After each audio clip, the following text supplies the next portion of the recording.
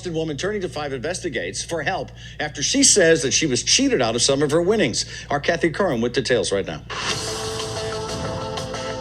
That woman says she walked into this store in Roslindale and bought a bunch of scratch tickets. She says she went to her car and scratched them and thought she had won. But when she went to cash in, she says she was ripped off by the clerk. Woo! Amelia Smith scratched and scratched her way to what she thought was a winner. When she glanced down at her $5 gem mine game, I had 3 symbols indicating that I won. she knew she struck gold. It made me excited, like, woo, woo, woo. But Amelia's excitement turned to disgust when she walked into the Roslindale Food Mart where she bought the ticket to cash in her winnings.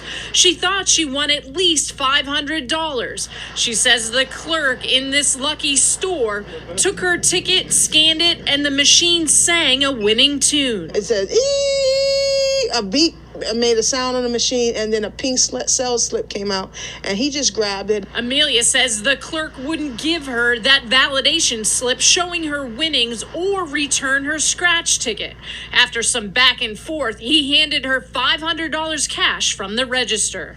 1, 2, 3, 4, 5. But even with that money in hand, she had a gut feeling that something was wrong. When I called the lottery people and the police, it would appear that what he did was he took the validation slip, kind of crumpled it up quickly, threw it away or otherwise disposed of it, kept it away from the customer, and attempted to pay her approximately $500 in cash. Executive Director Mike Sweeney says the ticket was worth double that payout. Investigators determined the clerk was trying to pocket the winnings and cash in Amelia's ticket for himself.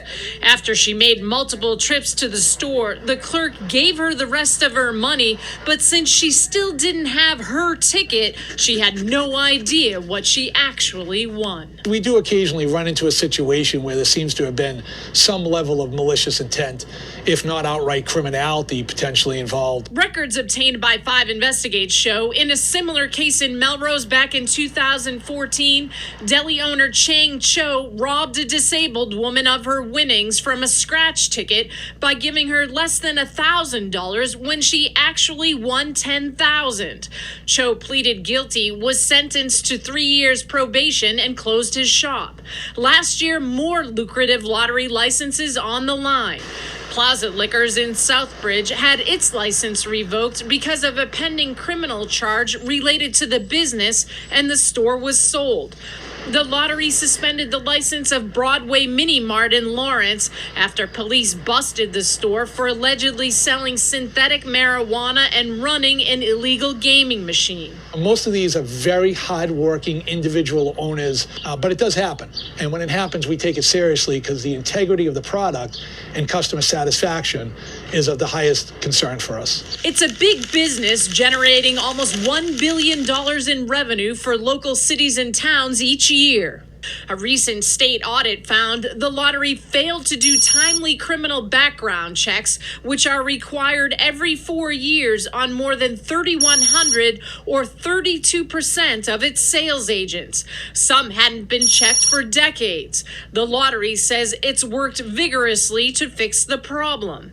Back in Roslindale, Kathy Curran from 5 Investigates. The store owner had no comment, but we've learned the clerk who tried to steal the winnings lost his job.